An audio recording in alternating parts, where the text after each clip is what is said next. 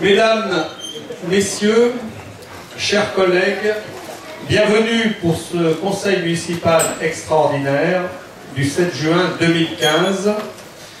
Je vous rappelle que nous nous réunissons pour débattre et voter une motion déclarant Chalette-sur-Loing zone hors TAFTA.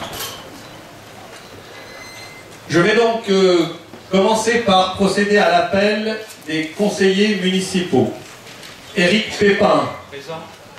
Christophe Rambaud est excusé, il a donné pouvoir à Liliane Berthelier. Lauriane Delaporte. Présent. Chantal Clément. Présente. Marie-Madeleine Hugues. Présent. Mamoudou Bassoum. Présent. Christine Lander. Présent. Liliane Berthelier. Présent. Jacques Lallot. Présent. Claire Prieux. Présent. Christian Berthier. Présent. Espérance Paturon. Présent. Atif Khalid. Présent. Iba Pruneau. Présent. Boubacar Ba est excusé, il a donné pouvoir à Atif Khalid. Kassim Balaban. Présent. Maher Benazouz. Présent. Cyril Bonin. Présent. Pauline Galina. Présent. Eulalie Lama. Présent. Asma Manayamadi. Présent. Michel Pompon. Présent. Mario Tavares. Présent. Yolande Valls. Présent. Michel Perrier. Présent. Radoslav Pacan. Présent. Alit Sumar est absent. Annette Morand absente. Jean-Pierre Cachet absent. Pierrette Pemzec absente. Dominique Dayer est absent. Le quorum étant réuni, nous pouvons valablement délibérer.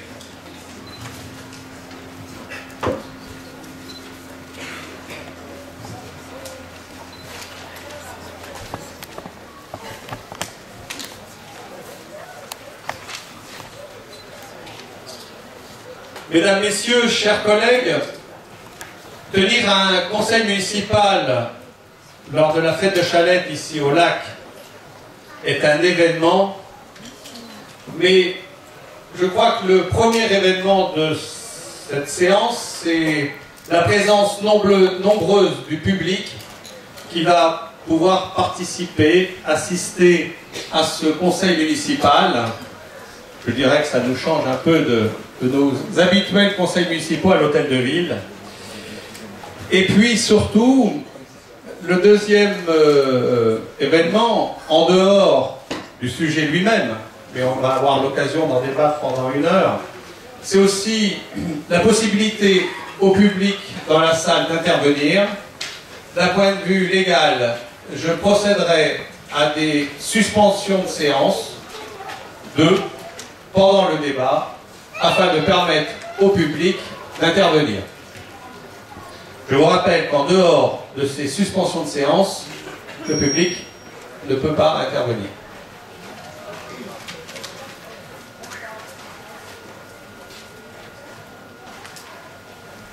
Mesdames, Messieurs,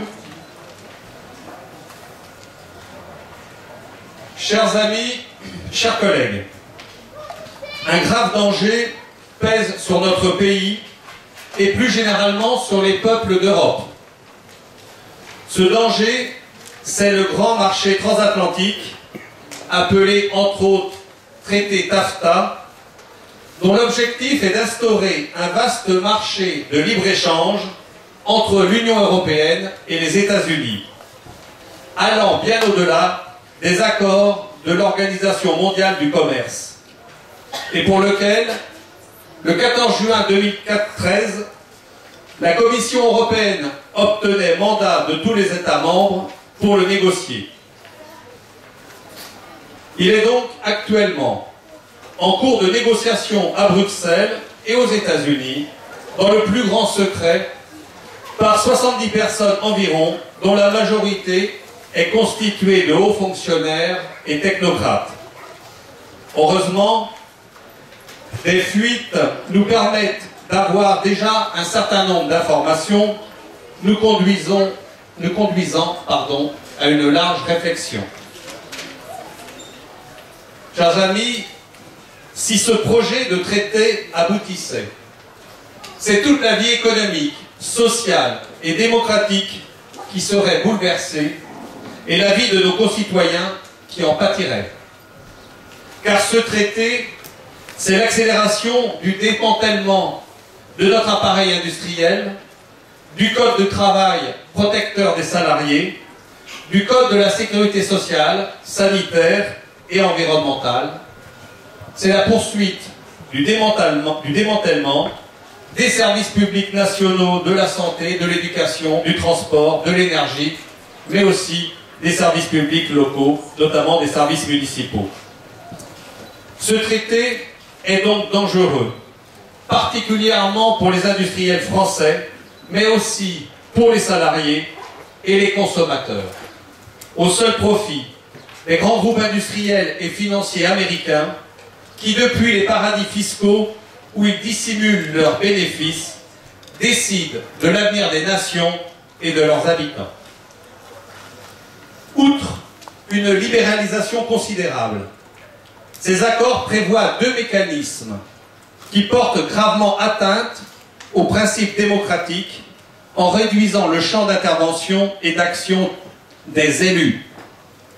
Il s'agit du mécanisme de règlement des différends investisseurs-État, et on reviendra longuement sur cet aspect, et du mécanisme de coopération réglementaire. Le premier mécanisme, en quelques mots, donne la possibilité aux intérêts privés d'attaquer devant un tribunal privé des décisions locales ou nationales qui contrarieraient leurs projets. Ces tribunaux se substituant aux tribunaux administratifs en particulier. La notion d'intérêt général, la notion du principe de précaution ne voudrait plus dire grand-chose au nom de la libre concurrence. Le deuxième mécanisme, avec l'accent mis dans le projet de traité sur la suppression des barrières non réglementaires, permettrait aux produits nord-américains d'envahir nos marchés en tirant vers le bas en matière de normes techniques en particulier. Depuis déjà plus d'un an, la résistance s'organise. Des collectivités territoriales de toute taille, régions, départements, communes, urbaines et rurales, dont la région centre Val-de-Loire, de gauche comme de droite, font partie d'un collectif dit hors TAFTA. Des politiques réagissent, tel l'ancien président de la région Limousin, Jean-Paul Denano, député européen, je le cite. Les politiques pourront-ils encore demain faire des choix, qu'ils soient de gauche ou de droite, sans accentuer les risques judiciaires pesant déjà sur eux? L'Union européenne est en train de balayer d'une main le cadre permettant aux collectivités territoriales de protéger leur territoire, leurs entreprises locales, leurs citoyens. Le Sénat a voté à l'unanimité, en février 2015, une résolution mettant en garde contre ce projet de traité, allant même jusqu'à en appeler à la Constitution française qui consacre les principes de la souveraineté nationale et de la démocratie. Ce texte, proposé par les élus du groupe communiste et républicain, a été amendé et adopté à l'unanimité du Sénat et unanimement salué par les sénateurs de tous bords politiques pour sa position équilibrée. Élu du suffrage universel, il était donc de ma responsabilité en tant que maire de convoquer ce conseil municipal afin d'informer les Chalétois et les habitants du Gâtinais de cette grave menace. D'où la réunion ce matin de ce conseil municipal extraordinaire pour voter une motion déclarant Chalette zone hors TAFTA. Je terminerai mon propos en citant Nicolas Hulot, très inquiet par ce projet et qui s'est exprimé ainsi la semaine dernière dans le journal L'Humanité. Je le cite. « De gré ou de force, si nous ne passons pas d'un monde de compétition à un monde de coopération, nous irons tous dans le mur. Cela n'est pas une question morale, c'est physique. » Le TAFTA continue d'alimenter la notion de libre-échange alors qu'il faut passer à celle de juste échange. Opter pour des critères sociaux et environnementaux. Je le cite toujours, si les 195 chefs d'État et le secrétaire général de l'ONU, Ban Ki-moon, sont convaincus que l'humanité est en péril, alors ils ne peuvent s'accommoder de ce type de traité qui amplifie les causes du problème. Voilà, chers amis, les quelques propos que je voulais prononcer en introduction à ce débat. Je vous propose de donner maintenant la parole à Lauriane Delaporte qui va vous présenter, enfin vous lire la motion qui sera votée à la fin de ce débat. Merci. Merci, Monsieur le maire. Donc cette motion, je vais vous en faire lecture. Le 14 juin 2013, les 27 gouvernements de l'Union européenne, dont la France, ont approuvé un mandat donné à la Commission européenne pour négocier un accord de libre-échange avec les États-Unis, le TAFTA. Par ailleurs, un traité entre l'Union européenne et le Canada, le CETA, a été finalisé à l'automne dernier. Ces accords visent à faciliter les échanges entre les deux ensembles et prétendent, pour y parvenir, harmoniser les législations en vigueur des deux côtés de l'Atlantique, démanteler les droits de douane restants, notamment dans le secteur agricole, donner les droits spécifiques aux investisseurs, y compris aux spéculateurs, et supprimer les barrières non tarifaires au commerce, c'est-à-dire nos normes, règlements, lois. Outre une libéralisation considérable, ces accords prévoient deux mécanismes qui portent gravement atteinte aux principes démocratiques en diminuant considérablement le champ d'action des élus et en contraignant les choix publics. Il s'agit du mécanisme de règlement des différends investisseurs-États et du mécanisme de coopération réglementaire. Les collectivités locales ont une place fondamentale dans la cohésion des territoires, la lutte contre les inégalités et le développement économique. En cas de mise en application du traité transatlantique TAFTA, elles seront en première ligne.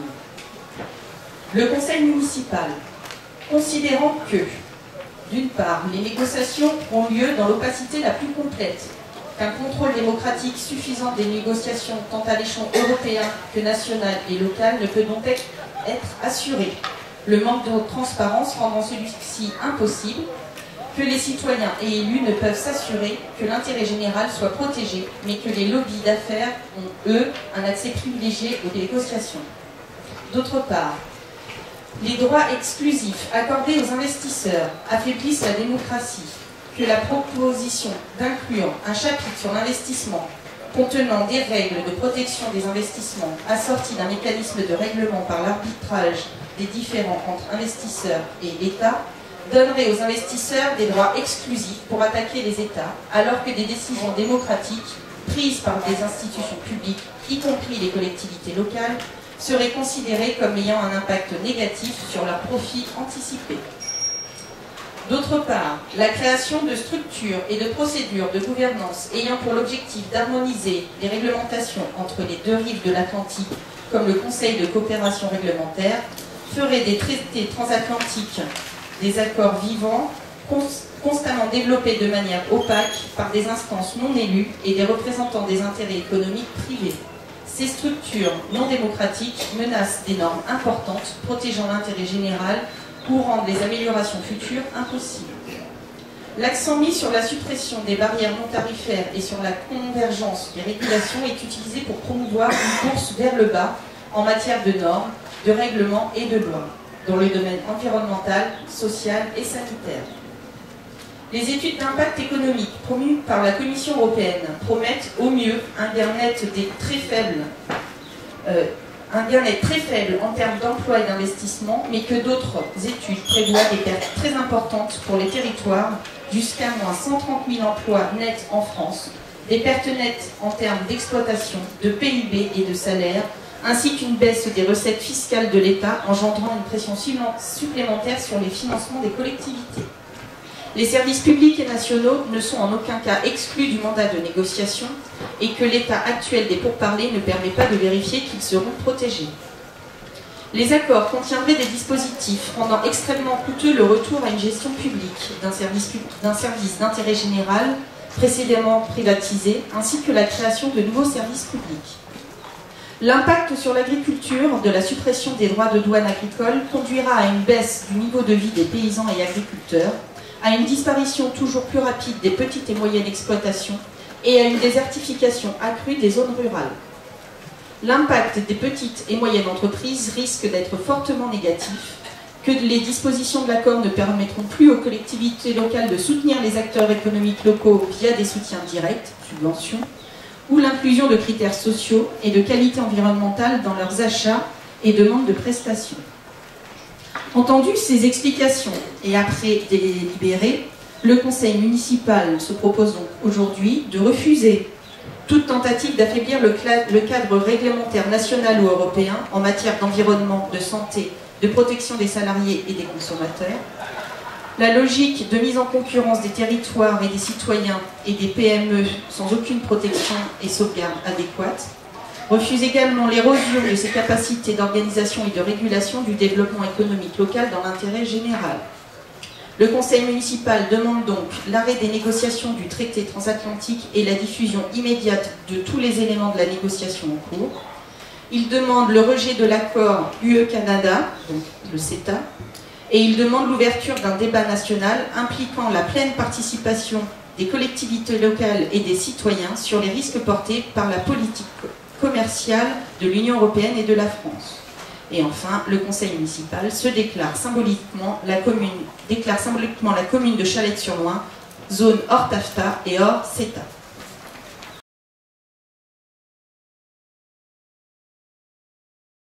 Nous allons commencer à donner la parole par les élus. Je propose l'intervention dans un premier temps de 4 élus, puis une suspension de séance pour permettre l'intervention des 3 premiers intervenants extérieurs au conseil municipal. Donc je passe la parole sans attendre à Christine Lander.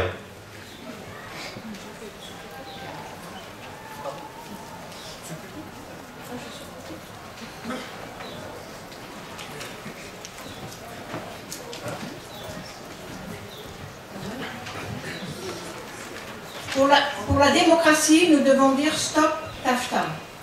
La Commission européenne reste sourde à l'expression des citoyens alors que le pouvoir du politique est de plus en plus faible. Le TAFTA, en créant des règles supérieures aux lois, renforcera l'impuissance des décideurs élus.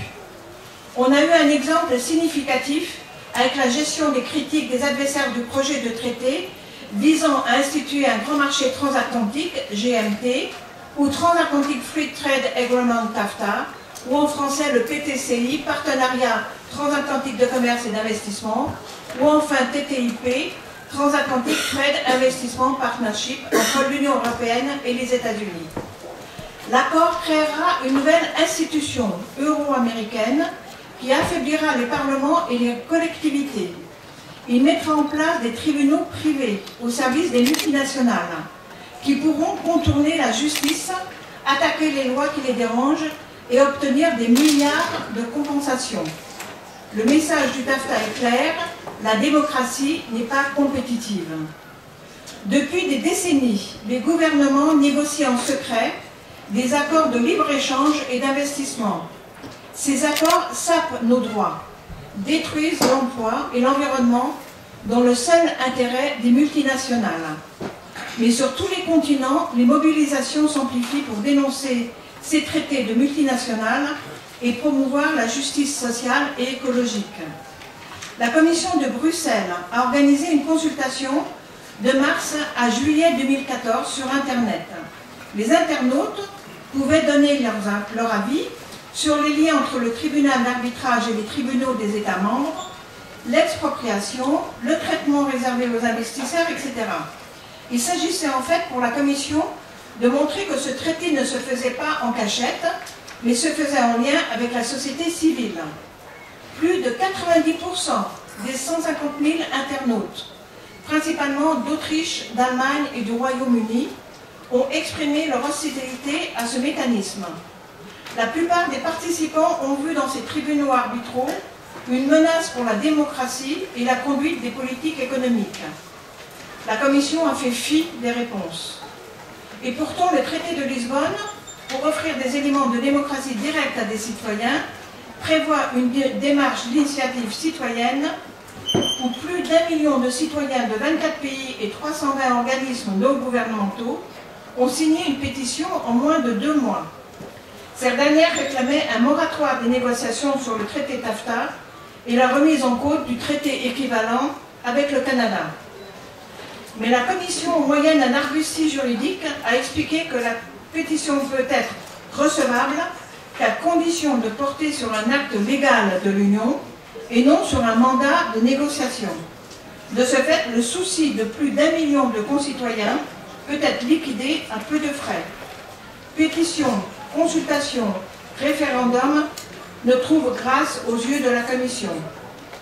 Les tribunaux arbitraux prévus dans le TAFTA organisent un transfert de souveraineté significatif au profit d'une justice privée, consacre la prééminence du droit des affaires sur tout autre droit, génère une pression significative sur la production des normes de la part des États au nom de la clause qui consiste à offrir aux investisseurs un cadre réglementaire.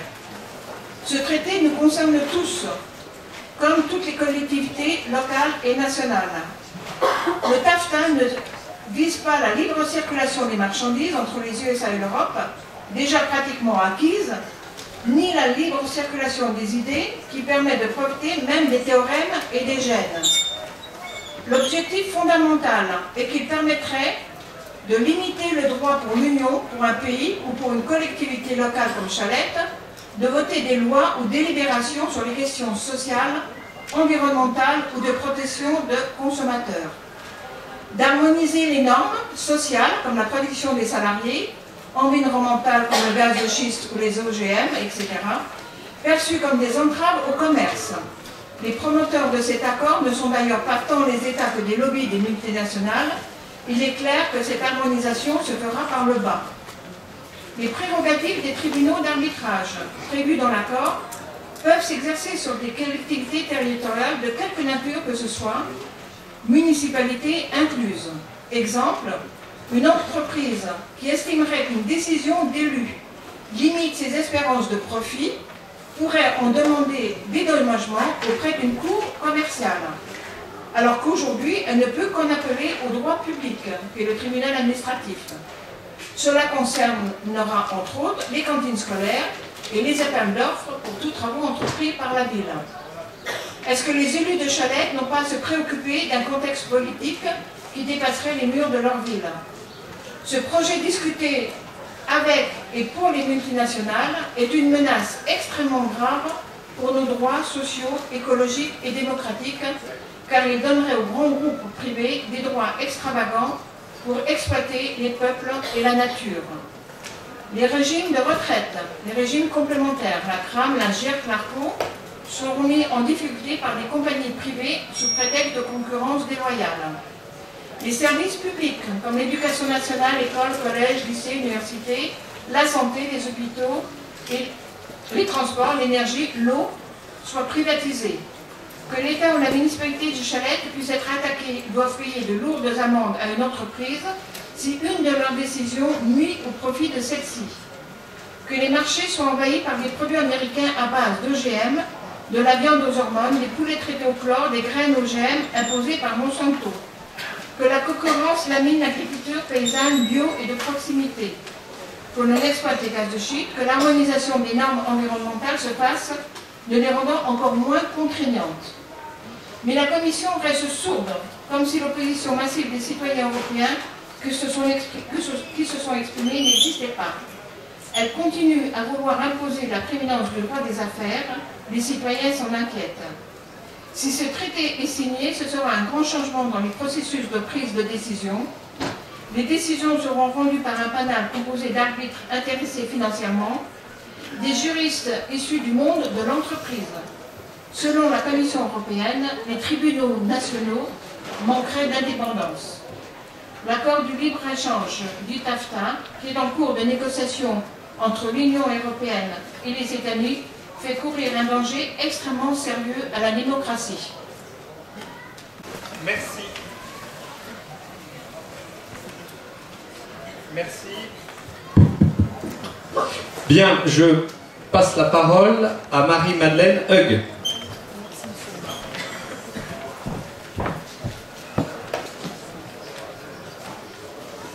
Voilà quelques mots pour vous dire les conséquences que ce traité aurait sur nos cantines scolaires. Les conséquences seraient particulièrement désastreuses pour la restauration scolaire.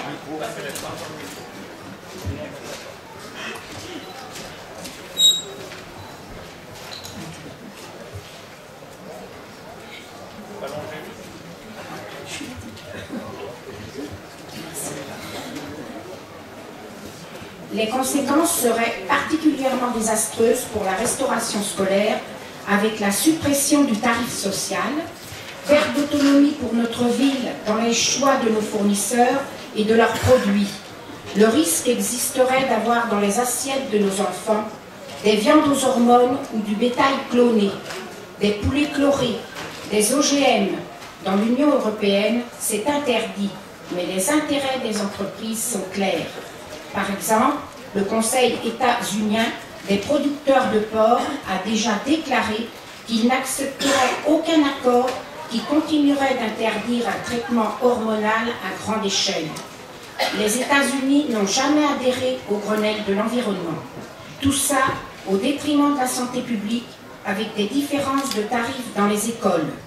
C'est le monopole des grandes multinationales qui veulent redessiner le monde pour produire plus, faire la course au profit, avec la suppression de milliers d'emplois en France et en Europe. Protégeons la santé de nos enfants, l'emploi et l'environnement. Stoppons la destruction de notre planète et son empoisonnement à plus ou moins long terme. Merci Marie-Madeleine. Donc maintenant, je donne la parole à Kassim Balaban.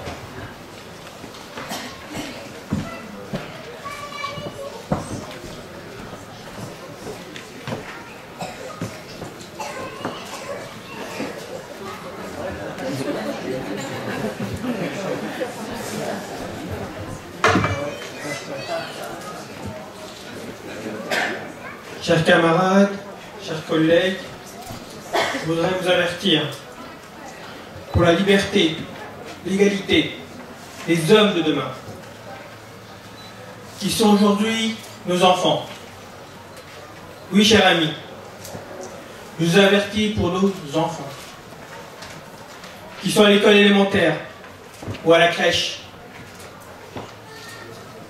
Si ce traité était signé, les écoles privées pourraient accuser les municipalités d'entrave à la liberté de commerce. Mais pas que les écoles, mais aussi les crèches, comme notre crèche Casanova. Ça pourrait être la suppression des maternelles pour concurrence déloyale. On se retrouvera dans un système où des femmes devraient rester à la maison, voire, on peut dire, emprisonnées à la maison, pour garder des enfants, et en même temps détruire leur carrière, comme c'est le cas actuellement en Allemagne.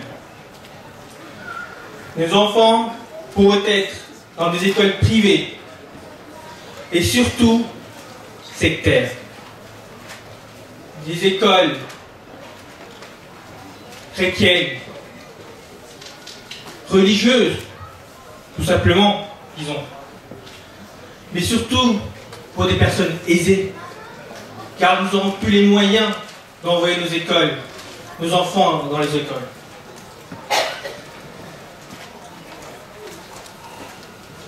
Je vous remercie à tous de m'avoir écouté. Merci. J'appelle Eulalie Lamar.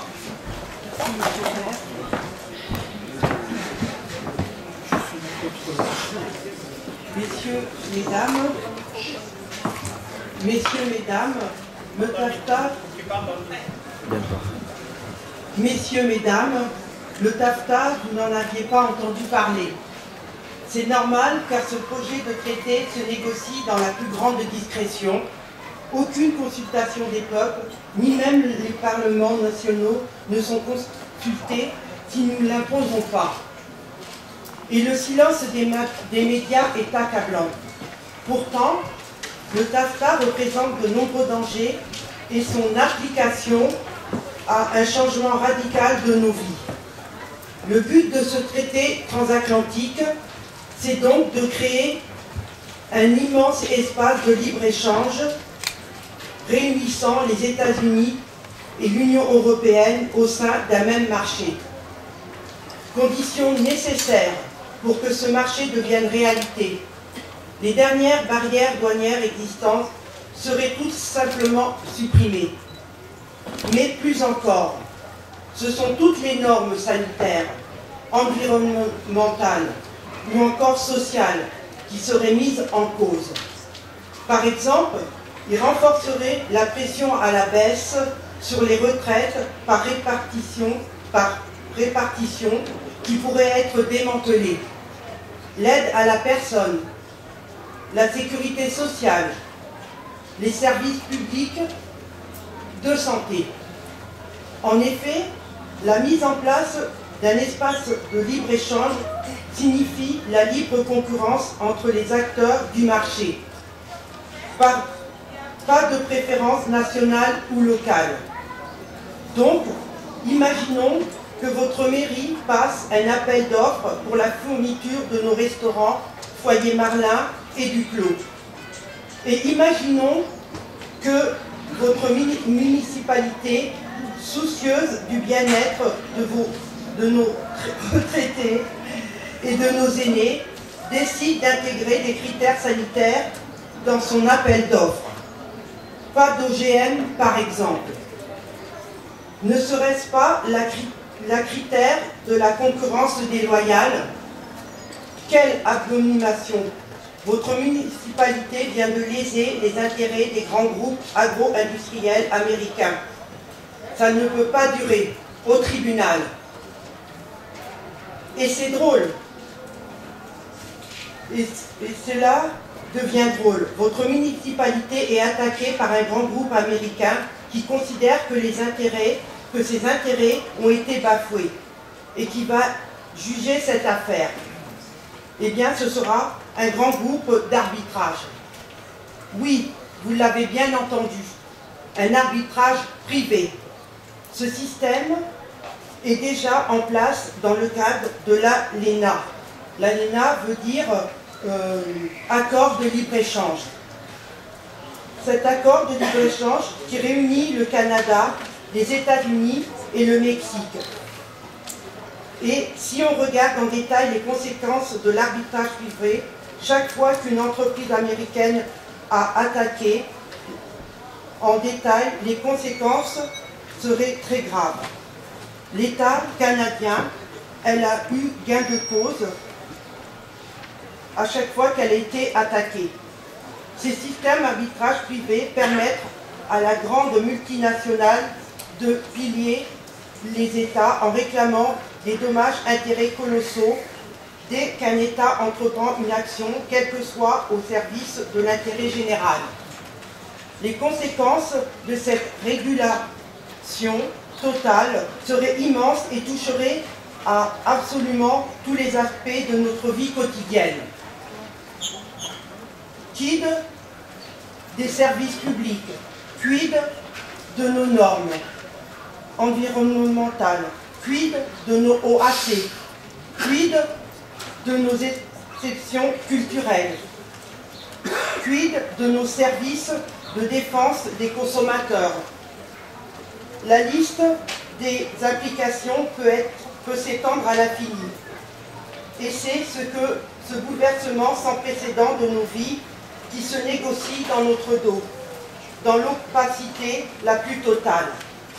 Il faut se battre pour dénoncer cette abomination, se battre pour exiger l'arrêt des négociations en cours, se battre pour informer le plus grand nombre et rappeler sans cesse que ce sont les députés européens qui voteront pour ou contre le traité transatlantique. Merci, monsieur le maire, de m'avoir laissé la parole. Merci.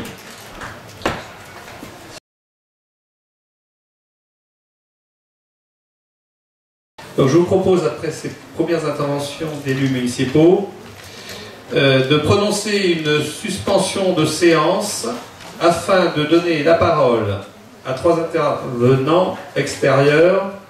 Donc, dans l'ordre, si vous le voulez bien, Daniel Coulongue pour Solidaire, interviendra après Frédéric Chupot pour la CGT et Pierre Poulain pour le réseau individuel en soutien à la campagne Stop TAFTA. Donc si Daniel Coulon veut bien venir.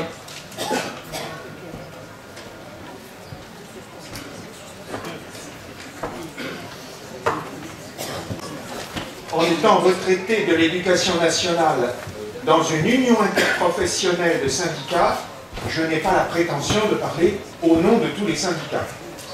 Nous sommes rassemblés ici, personnes humaines, salariés ou exerçant dans un secteur professionnel libéral, étudiants, étudiantes ou sans travail. Mais les négociateurs GMT-TAFTA, pour le compte de l'Union européenne, ou des USA, ou du Canada, etc., travaillent à ce que nos droits et notre accès au monde du travail soient comme une marchandise, c'est-à-dire ne soient pas un obstacle au commerce mondial. Les normes de l'Organisation internationale du travail à Genève n'ont majoritairement pas été signées par les USA. Donc, ces protections ne feront pas partie des normes communes transatlantiques, tout en étant assimilables à des dispositions applicables aux domaines en rapport avec le commerce, selon l'article 1 du mandat des Européens. Il est clair pour les militants que l'évolution des lois en France et dans l'Union européenne s'est orientée vers une diminution des droits sociaux depuis trop longtemps, sans avoir eu besoin des négociations TAFTA. Le projet de loi Macron en est témoin. La pression du chômage conduit jeunes et demandeurs d'emploi à accepter des conditions de travail très dégradées. Gérard Filoche nous l'a fait bien comprendre. Les négociations en cours permettront qu'aucun État ne puisse conserver une législation anti-commerce, même aux USA, où des mouvements syndicaux sont entrés en protestation. Il est bon de rappeler l'absence d'une base commune de droits sociaux chez les membres de l'Europe. Le secteur des transports ainsi est particulièrement affecté par une sorte de dumping social. Une autre pratique s'est développée, concernant surtout cadres et techniciens spécialisés. Ne pas les embaucher comme salariés et les employer après qu'ils soient devenus auto-entrepreneurs. Ainsi, c'est à eux de cotiser pour leurs droits sociaux. Et ce sera dans une joyeuse ambiance de concurrence libre et non faussée. Les tribunaux de prud'homme ont parfois permis de résister au licenciement collectif, au démantèlement d'entreprises pour délocaliser, ou aux techniques des ressources humaines importées des USA ressemblant au harcèlement moral. Le souvenir d'un dirigeant qui parlait d'une mode du suicide. Mais la volonté du MEDEF pour une modernisation du dialogue social conduit le gouvernement à passer en force quand les syndicats ne plient pas devant eux. Imaginez combien les législations concernant la sécurité et l'hygiène sur les lieux de travail seront attaquables devant un tribunal arbitral, sans parler de l'activité syndicale en entreprise. On peut faciliter les licenciements individuels par le recours aux normes de l'excellence dans un poste, à profit ou non. L'impasse des négociations de Doha dans le cadre de l'OMC est contournée.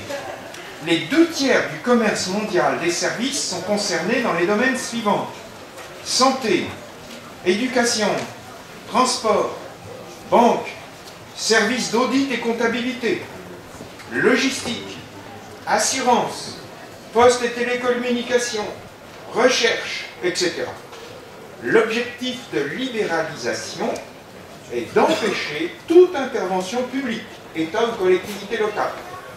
Le syndicalisme de la fonction publique se bat, comme à Guéret. Mais le syndicalisme français a besoin d'adhérents, parmi lesquels il y en aura assez qui refusent que l'expression « baisser les bras » ait une signification. Merci.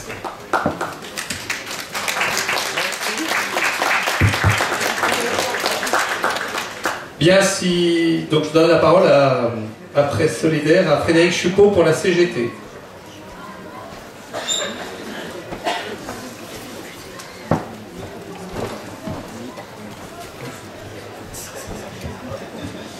Bonjour. Alors, le grand marché transatlantique GMT, comme les traités en cours de négociation ou de ratification CETA-TISA, sont les accords de libre-échange négociés, bien sûr en secret, qu'on essaye aujourd'hui de mettre à découvert. En France, l'accord le plus connu est le projet Grand Marché Transatlantique, TAFTA en anglais, entre l'Union européenne représentée par la Commission européenne et les États-Unis. S'ils étaient adoptés, ces traités consacreraient la domination des multinationales au détriment des citoyens, de l'environnement et de la démocratie. Donc, d'ailleurs, les citoyens, bien sûr, c'est les salariés, de tout privé public. D'ailleurs, le faux prétexte de la croissance et de l'emploi, ces accords de libre-échange s'attaquent aux normes sociales, financières, culturelles et environnementales. Demain, si une multinationale s'estime lésée dans son ambition d'étendre ses profits, elle pourra faire condamner un État devant un tribunal privé hors de tout contrôle démocratique. Les risques et les enjeux. Le projet de création d'un grand marché transatlantique se résume de plus en plus clairement à un grand agenda de libéralisation de deux économies, américaine et européenne. Les barrières tarifaires entre les États-Unis et l'Union européenne sont aujourd'hui négligeables. Ce qui est sur la table des négociations, ce sont quasi exclusivement les barrières non tarifaires, c'est-à-dire l'ensemble des normes, lois et standards techniques concernant les biens et les services. Ceci implique le danger de répéter les lacunes qui présidaient à la création du marché commun européen par le traité de Rome en 1957, une ouverture des marchés et frontières uniquement dans une perspective économique et financière. Il y a 57 ans, la dimension sociale était complètement absente. Nous, Européens, citoyens de l'Union européenne, ressentons les conséquences de cette décision jusqu'à aujourd'hui, encore. L'Union européenne, avec un volet social faible et dépourvu d'harmonisation fiscale et de gouvernance économique, s'avère être une machine à mettre les travailleurs des pays membres en concurrence entre eux et devenir un fer-de-lance du dumping social, qui risque de refaire la même erreur 60 ans après, mais de cette façon à l'échelle transatlantique, avec une version bien plus réelle. Donc, bien sûr, la CGT ne peut pas être favorable à ce genre de... Quand on oppose les salariés, on ne peut pas être d'accord. Après, les risques fondamentaux du travail. Les États-Unis n'ont ratifié que 2 des 8 normes fondamentales de l'OIT, donc l'Organisation internationale du travail, tandis que tous les pays membres de l'Union européenne les ont tous les 8 faits. Il semble raisonnable d'exiger comme condition pour les signatures d'un traité de libre-échange que d'abord l'ensemble des normes fondamentales du travail soient ratifiées, appliquées et surveillées par les 2 parties signataires. Droit de représentation collective des travailleurs, alors que la logique du marché transatlantique implique un effacement total des barrières à échange entre 2 continents pour les marchandises et services, les décisions d'implantation des sites de production se feront sur les critères de coût et les firmes multinationales statueront de manière centralisée. Or, les droits de participation des travailleurs, les fameux droits à l'information des comités d'entreprise, continueront de s'arrêter aux frontières. Le rapprochement transatlantique équivaut à cet égard à l'amoindrissement du coût du droit des travailleurs, pourtant garanti dans les conditions européennes, dans les constitutions européennes, et dans la charte des droits fondamentaux. Risques et standards techniques. L'harmonisation comporte dès lors plusieurs dangers. Premièrement, l'affaiblissement du principe de précaution, sans que pour autant la prise en charge de cette absence de protection soit instaurée en échange. Ensuite, bien que sur les possibilités d'offrir un choix entre 2 systèmes de normalisation, un choix qui s'opérerait sur la base des coûts uniquement, puisqu'effectué par des acteurs économiques et finalement un recul possible de la protection sociale des travailleurs qui est, les négociateurs s'apprêtent à mettre en place un conseil de coopération réglementaire. Et les risques aussi sur la fiscalité. Les questions fiscales pourraient également être concernées par l'accord au nom de la suppression des obstacles non tarifaires. On peut craindre en effet que la capacité de l'État et des collectivités locales à taxer les entreprises ne soit sérieusement amoindrie. Outre le fait que les multinationales pourraient toujours arguer que les nouvelles mesures fiscales leur portent préjudice, l'obligation de transparence à l'égard des investisseurs se mettrait de fait des décideurs publics à la pression de ces derniers pour toute décision, y compris fiscale, qui pourrait les affecter. Cet accord risque aussi de sonner le glas de toute taxe de transaction financière dans la mesure où il comprendra les dispositions de l'entière libéralisation des paiements. Comment ? Liberté des circulations de personnes. Alors que l'ensemble de la circulation des personnes et des biens et des moyens financiers doit être libéralisé, la circulation des personnes n'est envisagée que sous forme de prestation de services soumise à la règle du pays d'origine, de transfert intra-groupe ou de tourisme, de la mobilité, de la migration, ne sont considérés que par le biais de l'intérêt économique que le déplacement des travailleurs peut apporter. Le droit fondamental de la liberté de circulation n'apparaît nulle part. Service public. Les négociations semblent s'orienter actuellement vers une ouverture à la privatisation du service public par une technique dite liste négative. Ceci consiste à lister l'ensemble des services publics qui ne sont ouverts à la privatisation et soumis à concurrence. La sécurité ne partage pas cette idée. Donc, pour résumer, TAFTA, une domination des multinationales au détriment des citoyens. Le champ est donc colossal puisqu'il couvre non seulement l'ensemble des relations commerciales, mais aussi des règles qui les encadrent, c'est-à-dire les lois, les normes, les politiques publiques adoptées ou conduites par l'Union européenne ou les États membres. Merci de votre écoute. Merci. Je demande donc maintenant à Pierre Poulain de venir à la tribune.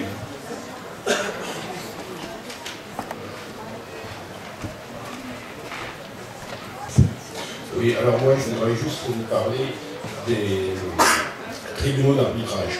Je vais me limiter là. C'est ISDS. Parlez bien devant. Bon, si vous m'entendez là, oui. Bon, alors donc, moi je vais juste vous parler des tribunaux d'arbitrage et comment ça fonctionne. Donc déjà les États les acceptent, ils seront obligés de les accepter pour attirer les investisseurs étrangers parce qu'ils se méfient des tribunaux nationaux. Les tribunaux nationaux, ils ont trop tendance à favoriser l'intérêt général, bon, ce qui est évidemment pas bien, à certains points de vue.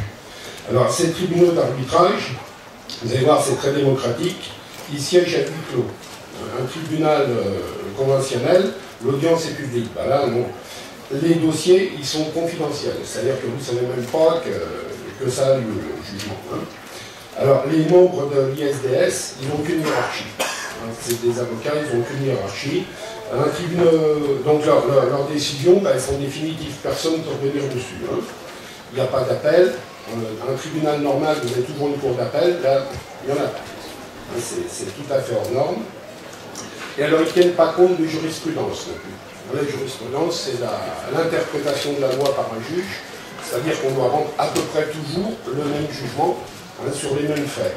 Sinon, ça donne une grande instabilité juridique, vous ne savez jamais où est-ce que vous allez.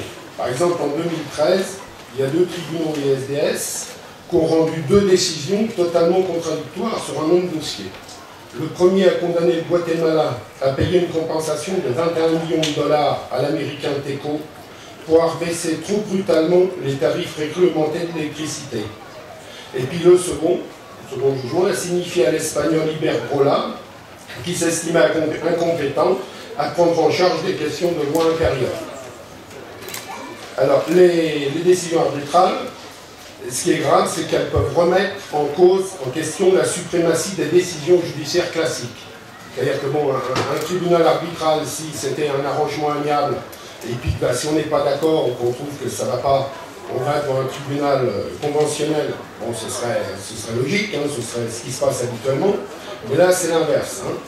Par exemple, le pétrolier américain Chevron, il a fait annuler devant une SDS un jugement d'un tribunal équatorien qui le condamnait à payer 18 milliards de dollars de réparation à des milliers de villageois dont il avait pollué les forêts dans les années 1970-1980.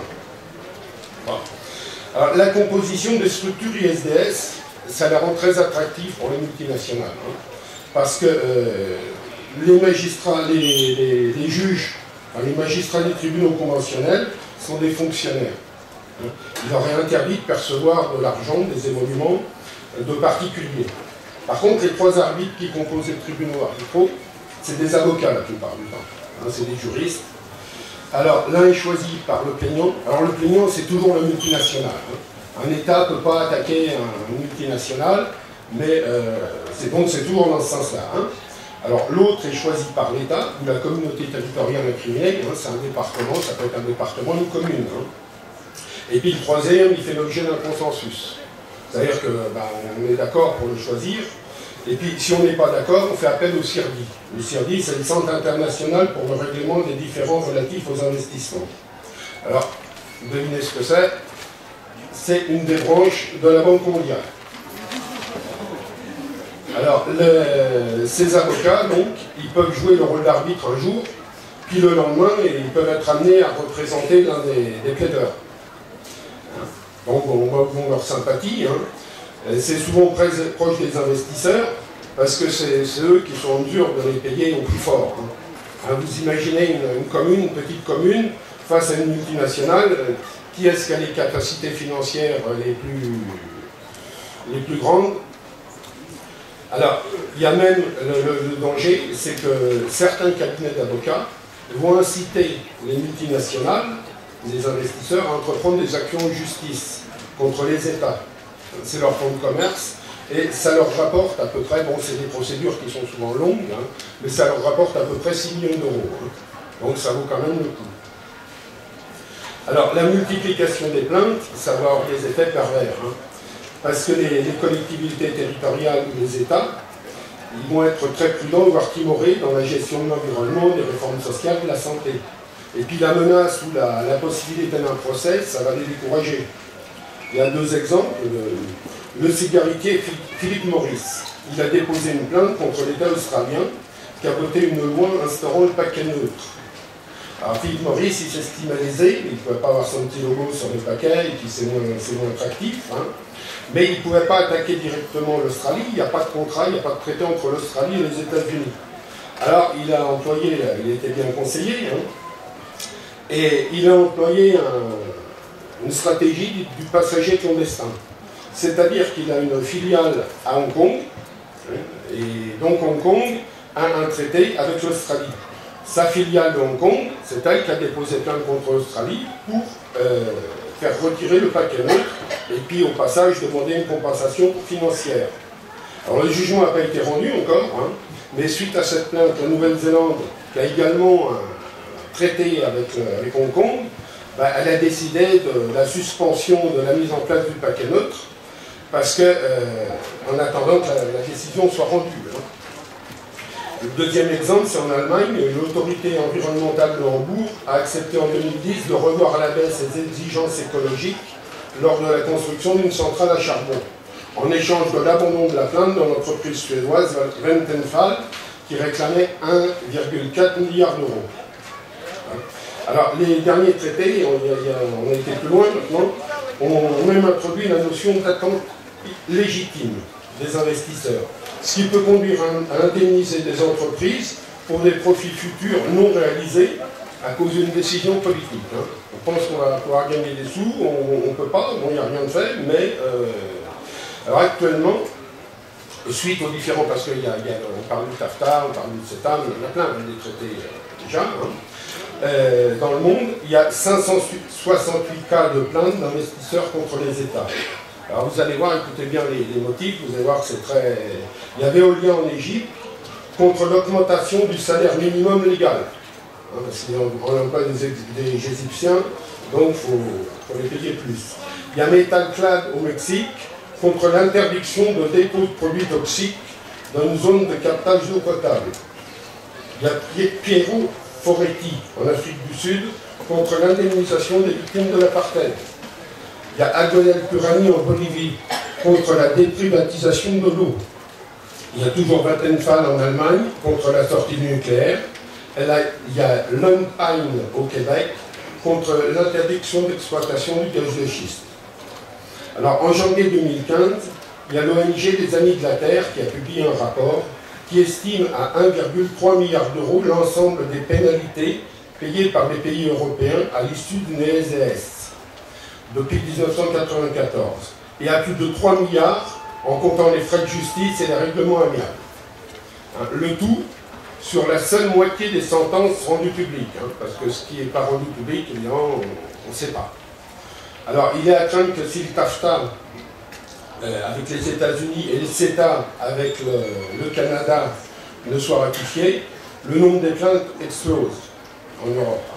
Ces deux pays, le Canada et les États-Unis, regroupent plus de 100 000 entreprises multinationales qui sont en capacité de paralyser toutes les avancées sociales et écologiques en Europe.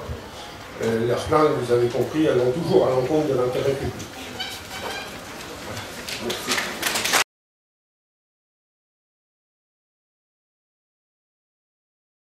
Nous allons donc reprendre la séance officielle du conseil municipal et sans attendre, je donne la parole à Atif Khalid.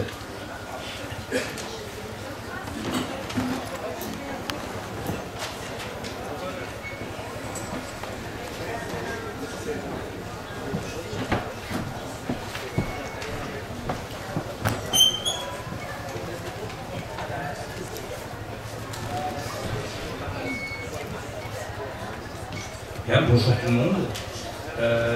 Mon propos donc, est la position du groupe socialiste en ce qui concerne le conseil municipal extraordinaire de ce jour. Donc pour le groupe socialiste, à l'heure actuelle, le débat sur le TAFTA au sein de notre conseil municipal nous apparaît comme prématuré. En revanche, l'action portée par le comité Gâtinais hors TAFTA et l'ensemble des associations engagées avec lui interpelle chacun d'entre nous à titre personnel et nous oblige à approfondir notre réflexion afin d'aboutir à une position éclairée sur le sujet. Les travaux sont d'ailleurs en cours au sein du Parti socialiste. Pour ce qui est du TAFTA, la Commission européenne a reçu un mandat de négociation, mais à l'issue de celle-ci, et je tiens à le rappeler, c'est le Conseil de l'Union européenne qui conclura l'accord définitif à la condition que le texte soit approuvé par le Parlement européen et ratifié par les États membres, donc la France. Nos représentants élus au Parlement européen sont donc bien placés pour influer réellement sur le contenu de ce futur traité. C'est à eux que revient la légitimité d'agir et d'exercer toute leur vigilance sur le maintien et l'extension des normes européennes face aux normes américaines.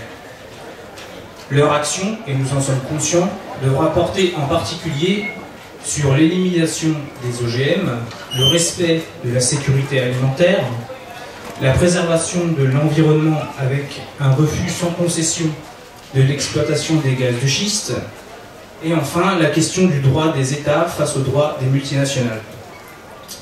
Par ailleurs, ce traité devra permettre aux entreprises françaises, en premier lieu les PME, d'accéder au marché américain à parité avec les entreprises américaines sur le marché européen. Actuellement, nous avons un différentiel de 35% pour l'Europe face à 85% pour les États-Unis. En somme, ce traité devra favoriser le retour à la croissance et la progression de l'emploi dans la zone euro. Pour le groupe socialiste, le dimensionnement de l'action proposée dans ce conseil municipal extraordinaire nous apparaît donc aujourd'hui prématuré face aux problèmes à résoudre et que nous n'ignorons pas. C'est la raison pour laquelle le groupe socialiste a décidé de ne pas prendre part au vote sur cette motion. Merci.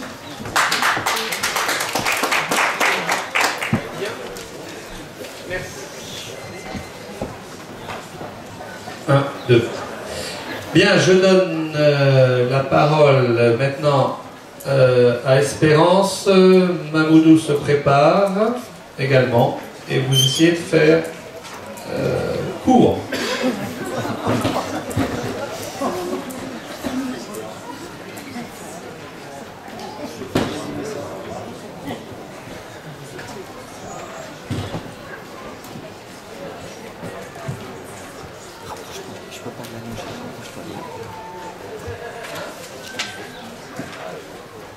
Bonjour. À défaut de faire court, on va lire très vite. Je vais donc vous parler du TAFTA et sur l'environnement. En Europe, grâce à la réglementation REACH, qui oblige l'enregistrement, l'évaluation, l'autorisation et les restrictions des substances chimiques, toutes celles qui sont mises en vente sur le marché européen font l'objet d'une évaluation très complète. Ce texte emblématique protège notre santé, notre environnement et permet une chose simple, que les produits de consommation courante soient fabriqués avec des substances dont on a évalué les effets et dont les risques et pour lesquels des précautions sont prises. Les industriels ont toujours perçu REACH comme un frein et souhaitent vivement le contourner. Un tel système n'existant pas aux États-Unis et au Canada. Au moment où toutes nos régions se mobilisent pour réduire les pesticides avec un objectif zéro phyto, le traité TAFTA serait une catastrophe, car ouvrant la porte à toutes sortes de dérives pour nos espaces naturels et la santé de futures générations, à Chalette comme partout ailleurs. C'est donc pour cette raison qu'il nous faut agir ici et maintenant, avant qu'il ne soit trop tard, contrairement à l'idée des groupes socialistes. Ainsi, les pesticides néocotinoïdes sont aussi des insecticides agissant sur le système nerveux des insectes et même parfois de certains mammifères. Ils sont plus que soupçonnés d'être la cause de la mortalité accrue et massive des abeilles. L'usage de ce poison reconnu comme dangereux pour l'ensemble des espèces vivantes est répandu en France. Avec TAFTA, c'est une façon assez primaire qui s'annonce pour diffuser des organismes génétiquement modifiés dont les semis ont été enrobés de néonicotinoïdes. D'autres exemples de produits interdits en Europe et autorisés aux USA. Il y a le Lestra. C'est une huile chimique dérivée d'une huile végétale et de sucre dans les chips. On trouve dans les chips et les additifs de peinture ou de cire notamment. Elle fut interdite au Royaume-Uni et au Canada à cause de nombreux effets secondaires. Il y a l'huile végétale bromée, indiquée E443. C'est un émulsifiant alimentaire contenant du brome, un liquide toxique par inhalation, ingestion et même par contact, utilisé dans des boissons gazeuses et interdite en Europe, au Japon et en Inde. Il y a le bromate de potassium, indiqué comme A924 ou A924 petit a pour les reconnaître. C'est une substance cancérigène ajoutée à dose variable à la farine pour une meilleure levée et une cuisson plus rapide, pouvant provoquer des lésions rénales, cancer et dommages du système nerveux. Le TAFTA, en fragilisant les sécurités alimentaires, sanitaires et environnementales au profit du critère commercial, réduira presque à néant l'espoir de voir naître des sociétés plus agréables à vivre, plus conviviales, plus solidaires, plus justes et plus humaines. des valeurs que nous 4 voulons... minutes, il faut conclure. Des valeurs que nous voulons pérennes et pour lesquelles Chalette se bat constamment, notamment avec la mise en place de l'agenda 21. Ainsi, combattre TAFTA, c'est préserver la possibilité de mettre en œuvre de pratiques, de véritables pratiques et politiques de transition écologique et sociale et donc de lutter contre le réchauffement climatique. Merci. Donc, Mamoudou pour 4 minutes 30.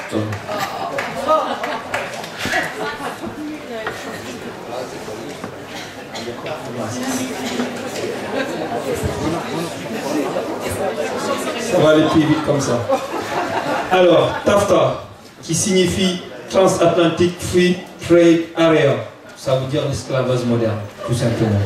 Alors, il est de notre devoir d'informer les habitants sur les conséquences de ce accord dans notre vie quotidienne. Pour une prise de conscience des dangers et des dégâts que ce traité va engendrer, il est absolument nécessaire de décortiquer ce traité. Alors, la première question est de se demander pourquoi ces négociations sont tenues secrètes. Pourquoi il y a que quelques fonctionnaires qui négocient. Pourquoi? Alors, elle est où la démocratie? Il est où le peuple? Il sert à quoi le peuple? Pourquoi c'est que des fonctionnaires?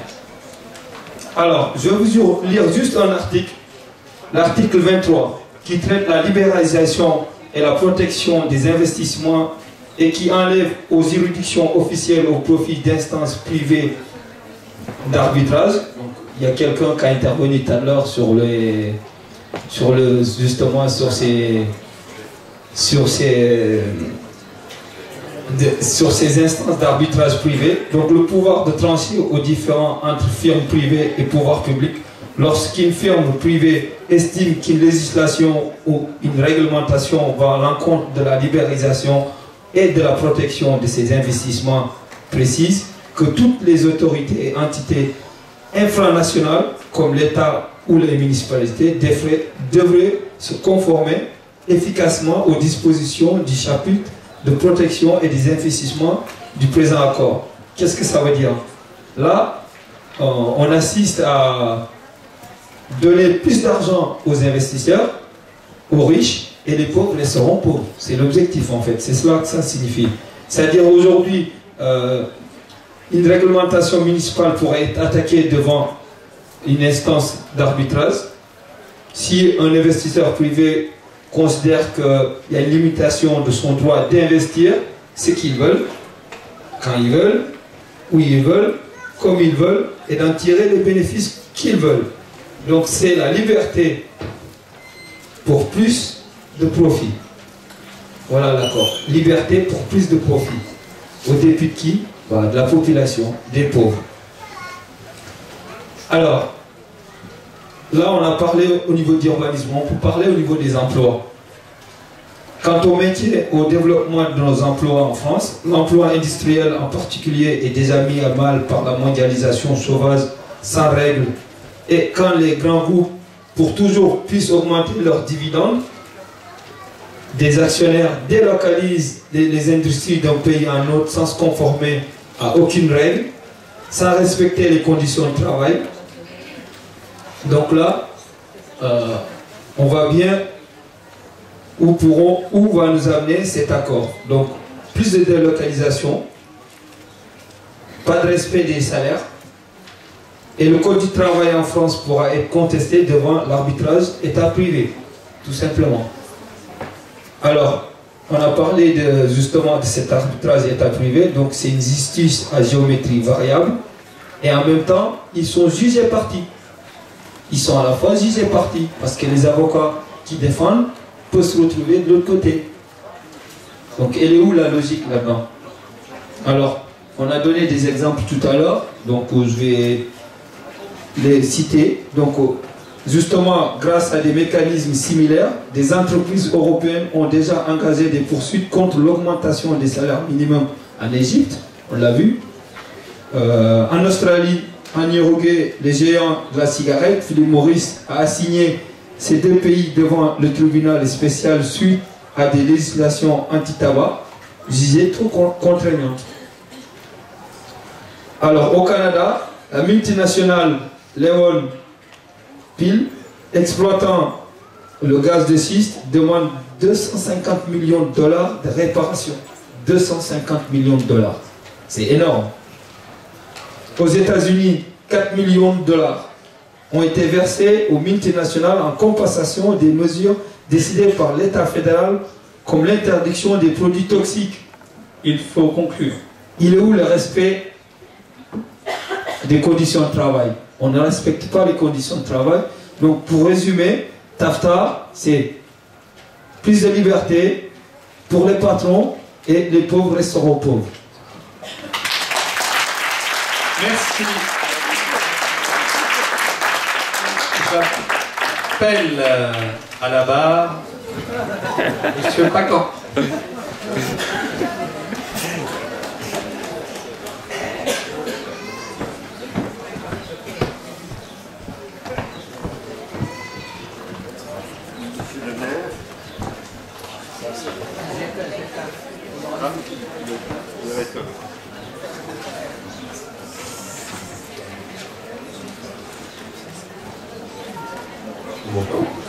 Oui, je m'entends. Monsieur le maire, monsieur le maire, chers collègues, je n'ai pas préparé, enfin, le groupe de l'Hiver droite n'a pas préparé d'intervention, donc je veux vous livrer ici quelques impressions à chaud. Pour vous dire que, enfin, nous étions conviés à un conseil municipal, nous avons l'impression un peu de nous retrouver à un meeting de l'extrême gauche. Ensuite, le traité transatlantique, bien sûr, c'est un projet très vaste, très ambitieux, en préparation depuis quelques années. On peut avoir des craintes, hein, c'est clair, mais à vous écouter, j'ai l'impression que ce projet est préparé en catimini par des fous vendus au grand capital américain, des incompétents. Voilà, donc c'est peut-être vrai, hein, mais si c'est vrai, dans quel monde vivons-nous? Ensuite, je considère qu'en tant qu'élu municipal, je n'ai pas à me prononcer, nous n'avons pas à nous prononcer sur les projets des textes en préparation au niveau européen, qui n'ont même pas encore été ratifiés. Donc on connaît le contenu de manière extrêmement fragmentaire, et tel qu'il a été présenté ici, de manière clairement tendancieuse, incomplète. Et enfin, je suis un peu désolé de vous le dire, mais je m'attendais à une... Enfin, on aurait pu le faire d'une manière un peu plus élevée, là, parce que c'est effectivement un projet qui peut susciter des controverses. Hein. Moi, j'ai mon avis sur TAFTA, je ne vais pas le livrer ici, parce que c'est pour moi ni les moments ni l'endroit. Hein. Enfin, c'est tout simplement un conseil municipal. Les élus municipaux sont là pour gérer les problèmes de la ville de Chalette avant tout. Et j'aurais aimé peut-être débattre sur d'autres problèmes bien plus aigus et bien plus touchant de manière plus directe tous les habitants de la ville de Chalette. Et je suis un peu désolé qu'on confond la fête de Chalette avec la fête de l'UMA. Et le conseil municipal, avec un meeting du Parti communiste français. Voilà. Enfin, avec tout le respect, monsieur le maire, le problème est réel, mais encore une fois, pour moi, ce n'est ni l'endroit ni le moment pour en débattre. Et encore une fois, je vous redis, nous ne prendrons pas part au vote. Je vous remercie. Merci, monsieur Pacan. S'il vous plaît, s'il vous plaît, s'il vous plaît.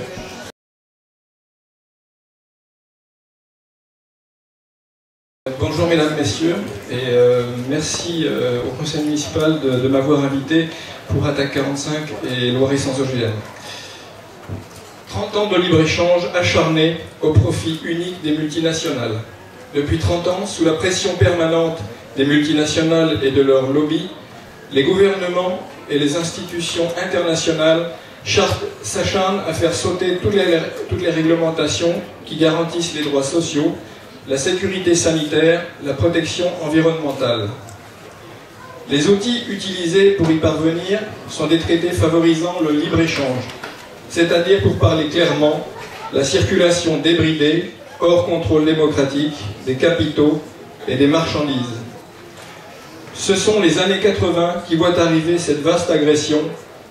Le GATT, Accord général sur les tarifs douaniers et le commerce, signé en 1947 par 23 pays pour lutter contre le protectionnisme, donne naissance en 1994 à l'OMC, Organisation mondiale du commerce, dont le but est d'œuvrer exclusivement à la libéralisation du commerce et de l'investissement par l'ensemble de ses pays membres, aujourd'hui 161.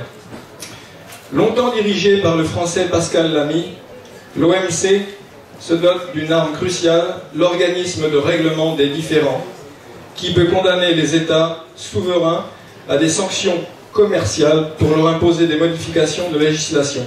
Rappelez-vous le cas du bœuf aux hormones, en 1996. L'accord général sur le commerce des services, AGCS, projet fondateur de l'OMC, visait à ouvrir les services publics à la concurrence privée pour les transformer à terme en activités marchandes. Mais les nombreuses contestations mènent finalement à son échec, acté en 2006. Et l'OMC elle-même, depuis une dizaine d'années, remise en cause par les pays du Sud et les mobilisations citoyennes, comme à Seattle, est largement enlisée.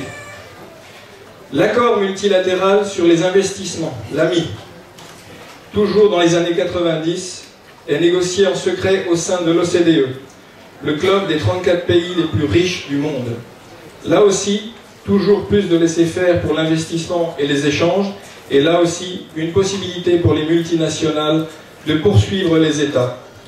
Une large mobilisation citoyenne, en particulier en France, fait capoter ce projet en 1998.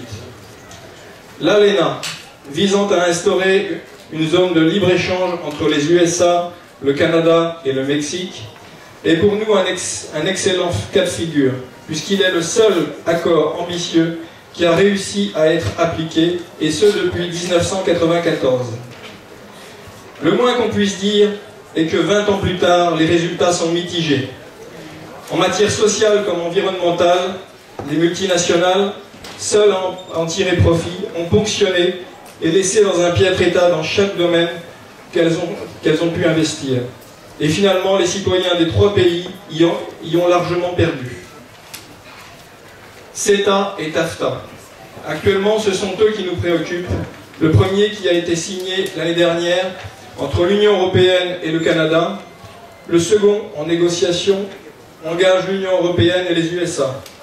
Toujours pour la même logique, les tractations restent secrètes dans le but de démanteler les normes nationales, sociales, agricoles, alimentaires, sanitaires, écologiques, et d'ouvrir d'autres autoroutes aux multinationales, aujourd'hui bien plus puissantes que les États.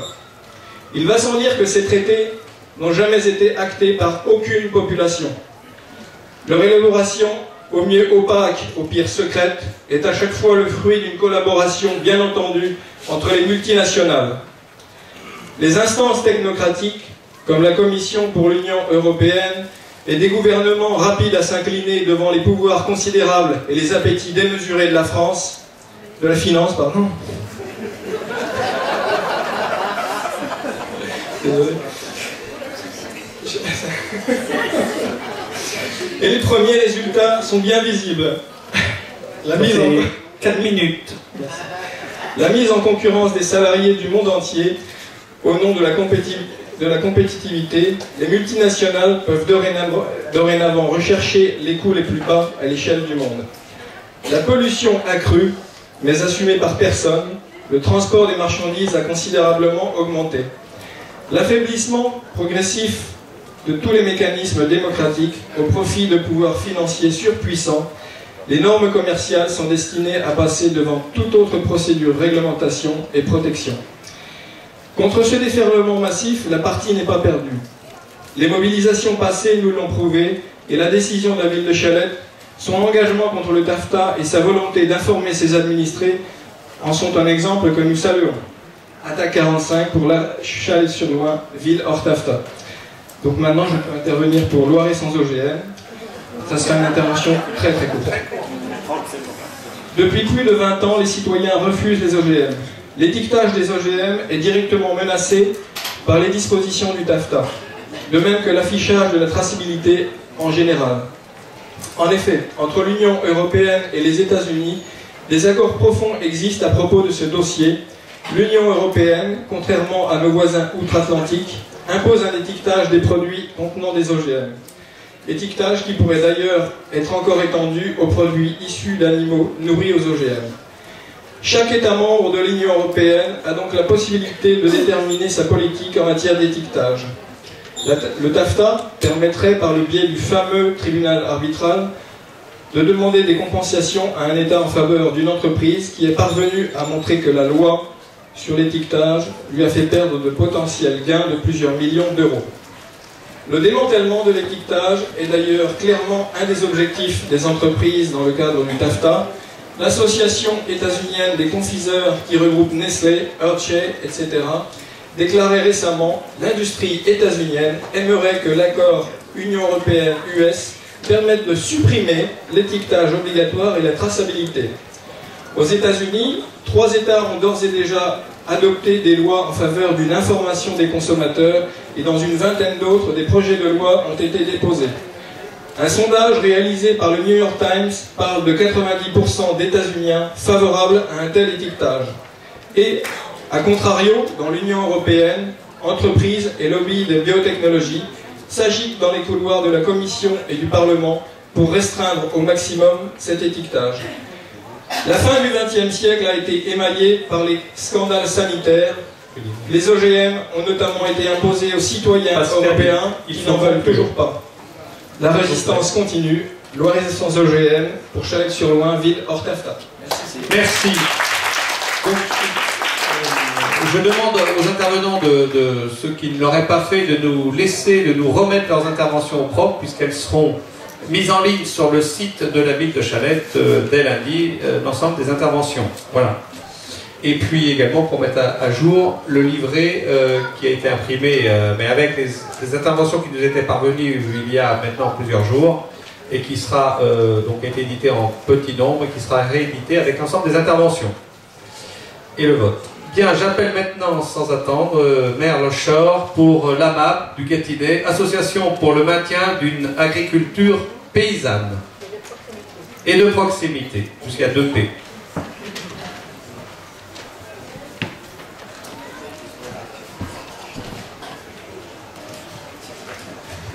Donc pour 4 minutes plus la conclusion. Oui, je vais essayer de faire très vite, puisqu'on a déjà dit plusieurs fois un certain nombre de choses que j'allais vous dire. Donc vous savez très bien que le risque avec le traité transatlantique, c'est une harmonisation par le bas des normes sociales, environnementales et sanitaires. Donc ce qu'il faut comprendre, c'est en Europe, le principe de précaution permet d'interdire un produit suspecté d'être dangereux, mais dont la nocivité n'est pas encore prouvée scientifiquement. C'est-à-dire la preuve de l'innocuité d'une substance chimique ou autre qu'on veut mettre sur le marché ou introduire dans notre alimentation pèse sur le fabricant. Aux États-Unis, c'est le contraire. Un fabricant peut mettre sur le marché un produit suspecté et même prouvé d'être toxique, je suis désolé, et la preuve il faut la preuve scientifique pour interdire ce produit doit être portée par le public et non pas par le fabricant. Vous comprenez la différence? Une multinationale aux États-Unis peut introduire un produit où plusieurs études scientifiques ont prouvé la nocivité, et c'est au public de prouver scientifiquement. C'est-à-dire qu'il faut que la multinationale accepte que ces études scientifiques soient acceptables pour eux. Tandis qu'en Europe, avec le principe de précaution, on peut suspecter sans avoir à prouver prouver scientifiquement la nocivité d'un produit, tel que les OGM, par exemple, et ce serait aux fabricants de prouver scientifiquement que ce produit n'est pas toxique. Donc, il y a deux pratiques complètement contradictoires, et il est clair que ce principe de précaution est un cible pour les multinationales de part et d'autre de l'Atlantique. Parce que les multinationales qui soient basées aux États-Unis ou qui soient basées en Europe, ce qui est leur intérêt, c'est de faire baisser toutes les normes contraignantes qui protègent les citoyens.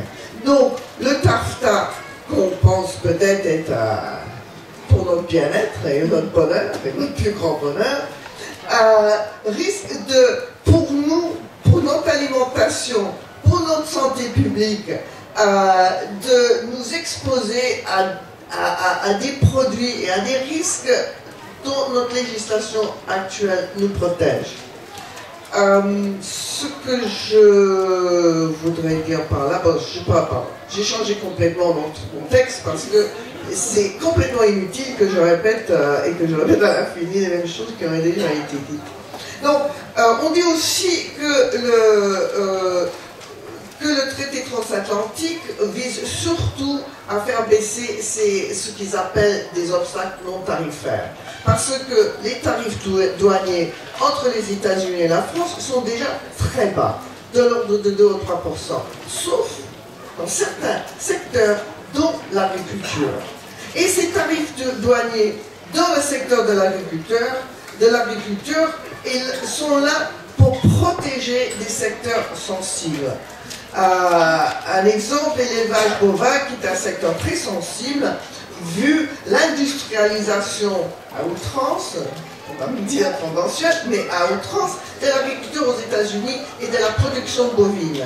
Si on fait baisser ces tarifs-là, il n'y a plus de production en Europe et notamment en France contre des produits agricoles américains à bas prix, puisque produits à bas prix social, à bas prix environnemental et à bas prix sanitaire.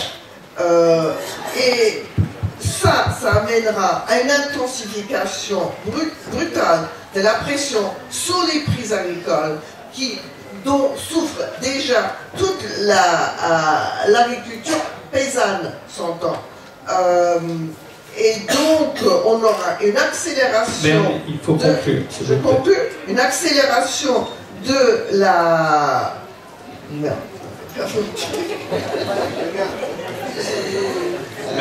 Une accélération de l'industrialisation de la production et la disparition de nos paysans. Je voulais juste remercier l'ami de Charlette en tant qu'association citoyenne de cette démarche que vous prenez, parce que nous, en tant que citoyens, nous nous sentons très concernés par ce traité qui se négocie actuellement. Merci. Merci.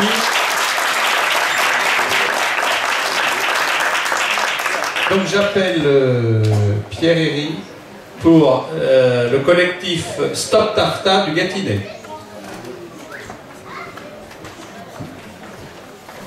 Écoutez, nous avons 2 conseillers municipaux engagés dans la vie de leur stand qui m'ont demandé l'autorisation de quitter la séance, donc je les autorise à quitter la séance. Puisqu'on est hors séance, en plus, ils peuvent le faire encore plus facilement. Et ils donnent pouvoir à leurs voisins. Voilà, voisines. Merci pour eux. Merci, monsieur le maire. Bonjour tout le monde. Oui, Pierre Herry, donc le collectif local Stop TAFTA. C'est à ce titre-là que je vais surtout parler pendant 3 minutes et demie. Dans la région gatinaise, je coordonne et j'anime avec d'autres personnes ce que nous appelons donc le réseau des amis du monde diplomatique. Un journal qui est très engagé depuis 2 ans maintenant dans l'offensive pour informer, démonter par analyse et par proposition tous les enjeux que revêt ce futur accord. J'espère qu'il ne sera pas ratifié. On n'en est pas encore là. Et je vais donc vous demander Stop TAFTA, hein, ou Stop GMT, c'est la même chose, hein, au grand marché transatlantique. Stop, d'accord, mais oui, mais comment? Car les dernières actions qu'on a menées dans le Gâtinais, dans le Montargois, avec les conférences débats qui ont eu lieu au Tivoli là, ces mois derniers, ont déjà permis de diffuser une très large information qui a été bien relayée d'ailleurs par les quelques 200 personnes présentes à chaque fois à ces conférences débats. Alors, que faire? Le comité local Stop TAFTA, hein, Gâtinais, et je dois rajouter Giennois, car il y a des personnes du Giennois qui se sont associées à ce que nous entreprenons. Alors d'abord, que faire?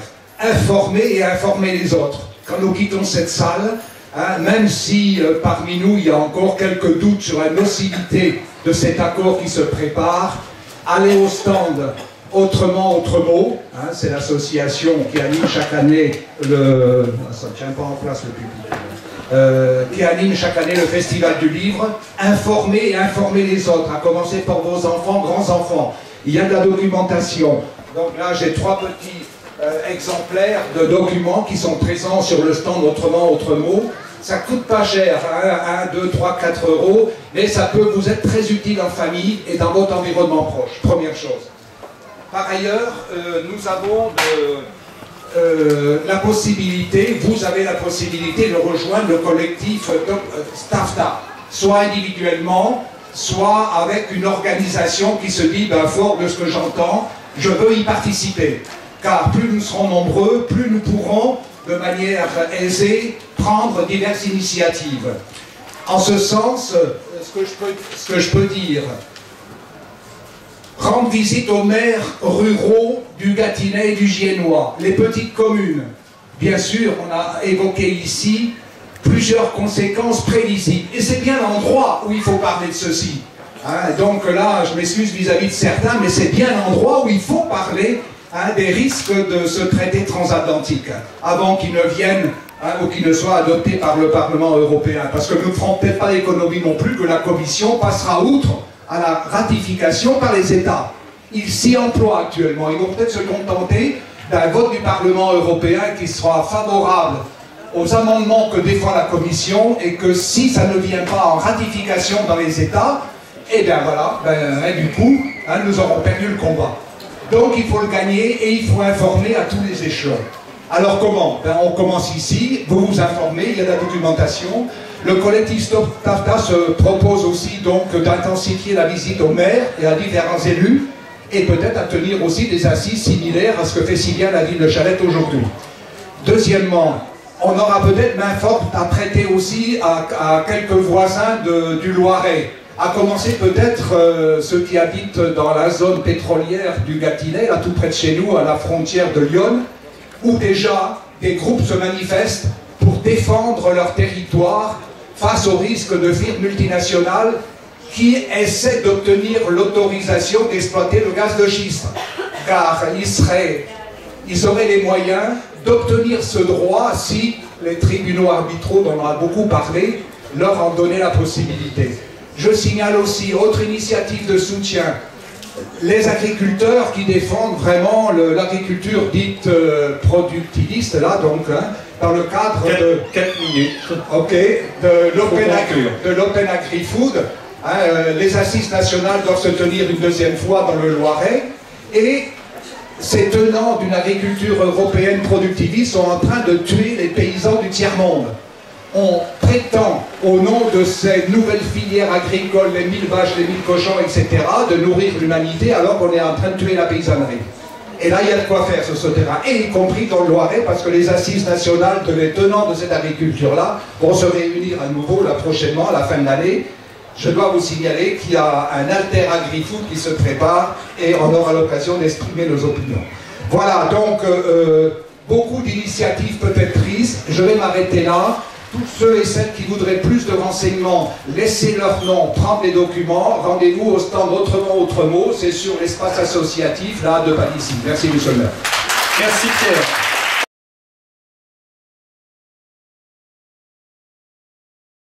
Je souhaitais tout d'abord, puisqu'il me semble important, après ces différentes interventions, donner la position des différents partis politiques, sachant que ces discussions, mais on l'a souligné, je ne vais pas m'étendre, qui sont menées actuellement tant à Washington qu'à Bruxelles, se déroulent dans la plus grande opacité. Opacité aussi concernant quelques partis politiques. Donc rapidement, je vais vous lister un petit peu la position et leur avis respectif sur ce traité transatlantique. Pour le groupe des élus verts, Alliance Libre Européenne, le porte-parole vert sur le TAFTA, qui est également député européen, Yannick Jadot, je vais vous citer quelques phrases que je n'ai pas ressorties dans le contexte, mais qui correspondent à la réalité. Ce traité, c'est à la fin d'un projet européen, la fin de notre capacité à décider de nos choix, la remise en cause de notre souveraineté, une faute politique considérable. Il rajoute par ailleurs, cela renforce le sentiment que l'Europe travaille sans les citoyens ou contre eux. Il prépare une harmonisation par le bas de nos législations au profit de l'extension de nos multinationales. Donc je pense que par ces propos, vous comprenez que le groupe vert actuellement au Parlement européen est tout à fait sur cette ligne politique pour faire échec à ce projet transatlantique. Concernant le groupe PS, tout d'abord, François Hollande n'a pas abordé le sujet dans ses différentes déclarations aux Français. Ça, je pense que tout le monde est d'accord avec moi. Pour poursuivre, une partie du PS se déclare réservée et souhaite ne pas se précipiter, mais sans aller jusqu'à réclamer l'arrêt des discussions je dirais de ces débats entre l'Europe et les États-Unis. Également rappeler que le président Hollande, l'année dernière, a demandé à accélérer les négociations. Et plus récemment, en février 2015, à Madrid, Manuel Valls et les dirigeants sociodémocrates européens ont adopté une disposition commune pour réclamer, je cite, l'amélioration du mécanisme des tribunaux privés d'arbitrage. On l'a évoqué très longuement, je ne vais pas m'étendre sur ces conclusions. Alors, un petit peu l'analyse que l'on peut avoir sur cette amélioration, je dirais entre guillemets, puisqu'il s'agit d'une fausse bonne nouvelle, puisqu'en voulant bien sûr encadrer plus strictement ce mécanisme, il s'agit plutôt de le sanctuariser, puisqu'il n'est pas remis en cause sur le fond, et notamment sur les objectifs de ce tribunal privé d'arbitrage.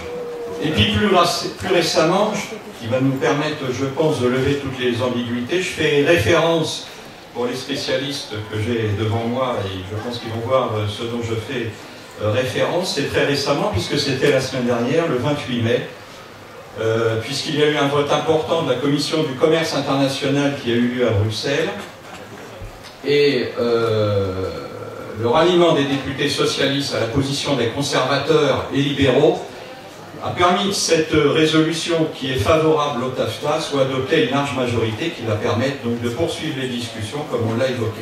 Et pour répondre au groupe socialiste par la voix d'Atif Khalid, non, il n'est pas prématuré, il est urgent aujourd'hui, comme le fait Chalais, de prendre cette décision et de déclarer la ville de Chalais hors TAFTA. Pour la droite, M. Pacan est intervenu. Moi, je vais vous citer la voix d'un autre personnage politique. Il s'agit du député européen Alain Lamassoure, que je pense que vous connaissez, puisqu'il défend le fait que les discussions déjà se déroulent dans le plus grand secret. Donc je pense que la droite n'est pas gênée par cette opacité, puisqu'il s'agit d'un moyen de court-circuiter les instances et la démocratie, et puis, pour en rajouter, sans véritablement que les citoyens puissent donner leur parole. Pour poursuivre, ce député EMP ne craint pas un nivellement des normes par le bas et rappelle que l'Union européenne, depuis 30 ans, agit afin de les harmoniser.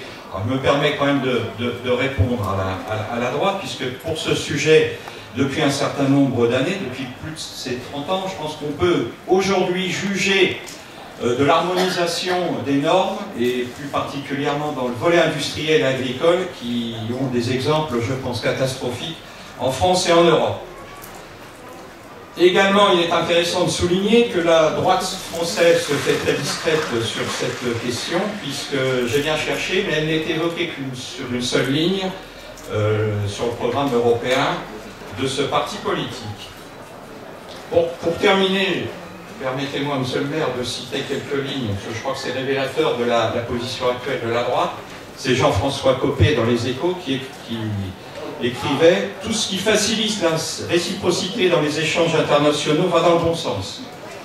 Mais je suis bien sûr intéressé par l'accord transatlantique en discussion avec l'Europe. Autant dire qu'il y a urgence, non d'attendre, mais au contraire à ce que la France libère les entrepreneurs de toutes les entraves qui les empêchent de produire en France au meilleur coût. » Je pense que sur cette déclaration sans nuance, vous comprenez que cette droite ultralibérale est tout à fait favorable à ce traité et les conséquences, bien sûr, sont importantes, puisque je pense que parmi le public, donc parmi les élus, vous avez saisi l'importance, alors bien sûr pour la France et l'Europe, mais également pour les Chalettoises et Chalettois, si ce traité demain venait être ratifié. Pour le Front National, alors bien sûr, lui, il s'est réveillé un peu tardivement puisque, je cite, il a déclaré la guerre, carrément, au traité transatlantique, mettant en cause toute possibilité de préférence nationale.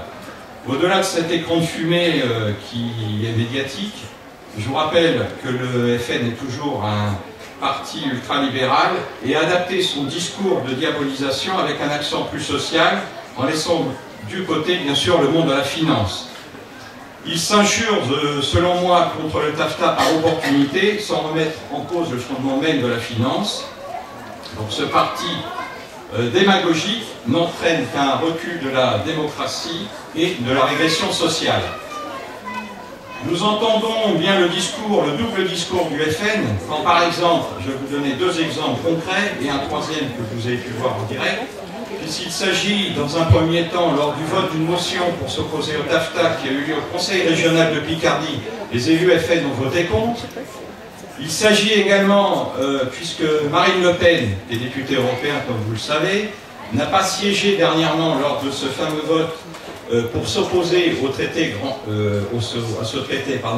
du traité transatlantique au Parlement européen. Et puis aujourd'hui, par l'absence des élus FN, qui démontre, je crois, l'absence de l'intérêt pour des élus, ce qui est quand même surprenant, qui ont souhait de servir les intérêts des habitants de Chalette.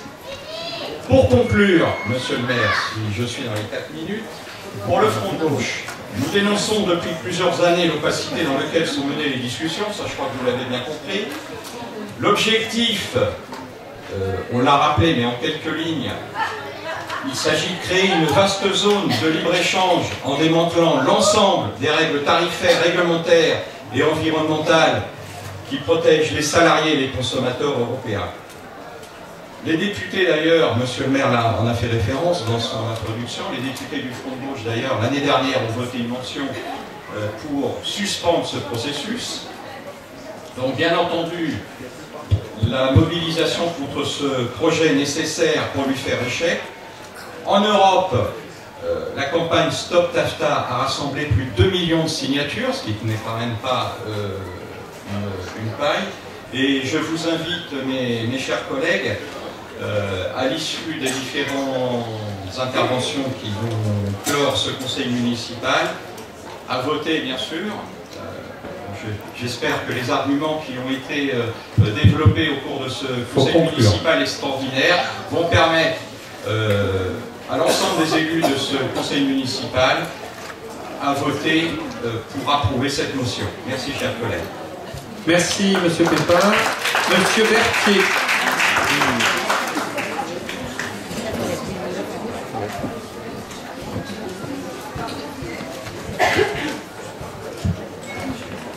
Merci, monsieur le maire. Chers collègues, vous avez tous démontré le côté néfaste de ce traité. Donc, mon intervention, je voudrais plutôt la porter sur est-ce qu'il y a d'autres solutions?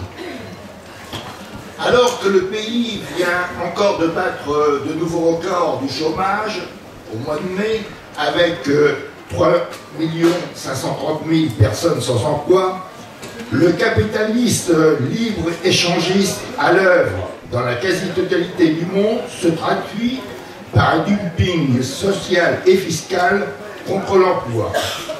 Ce traité, s'il voit le jour, va encore aggraver la situation.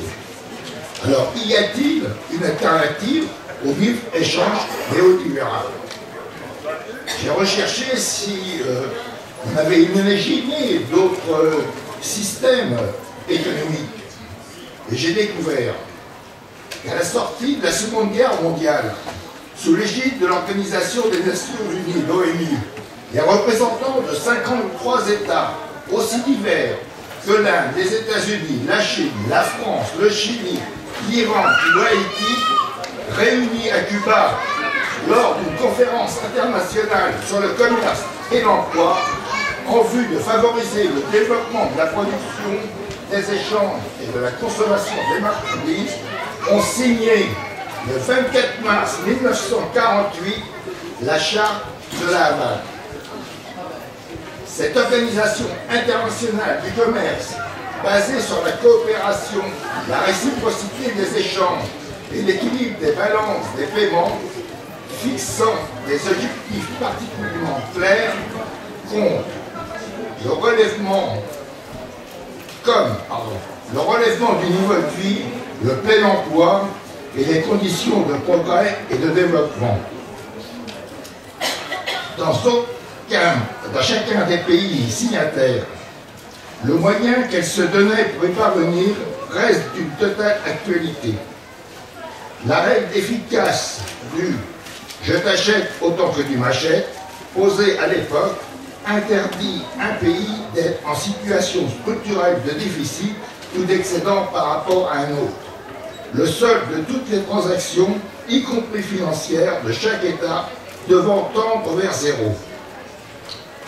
Pour atteindre et conserver cet équilibre dans les relations commerciales, le principe fixé par la Charte de la Havane est celui des normes de travail équitable qui stipulent qu'à aucun moment et sous aucun prétexte, les conditions de travail, la façon dont les travailleurs sont traités ne peuvent être remises en cause pour des motifs commerciaux.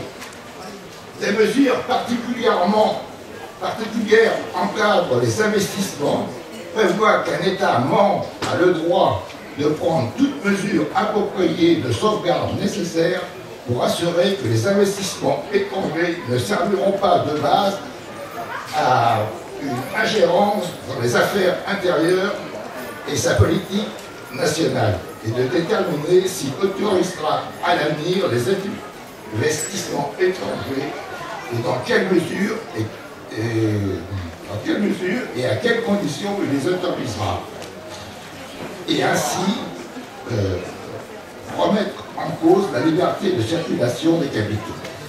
Un autre exemple, celui des produits alimentaires de base qui ne peuvent pas être traités comme des marchandises.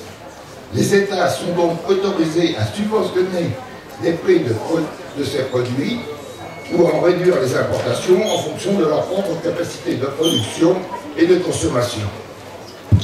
Formidable occasion qui a été ratée d'un véritable changement de stratégie. Cette charte n'a jamais été ratifiée par le Sénat américain et fut finalement abandonnée au profit du libre-échange, triomphant à la fin des années 1980. La relecture de la Charte de la Havane est porteuse d'arguments et de propositions en faveur d'un système d'échange préservant la souveraineté des États et garantissant une coopération économique mutuellement avantageuse. Merci. Avant de conclure, je pense que nos eurodéputés devraient s'en inspirer et le 10 juin, lors du vote de la Commission européenne, se prononcer contre le projet TAFTA. Merci Christian. Ça permet de redécouvrir des travaux, des traités qui, s'ils n'ont pas été ratifiés, n'ont en tout cas pas été abandonnés, voilà, formellement.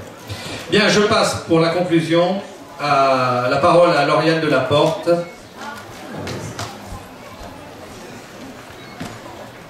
Merci Monsieur le maire, chers collègues. À l'écoute des différentes interventions précédentes, chacun d'entre nous a pu prendre la mesure de la gravité de la situation.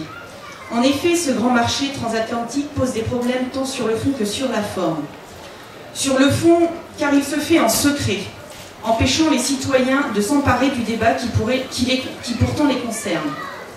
Sur la forme, car cet accord de libre-échange donne les pleins pouvoirs aux multinationales face aux États et aux peuples souverains, et risque de déstabiliser d'ailleurs profondément notre pays.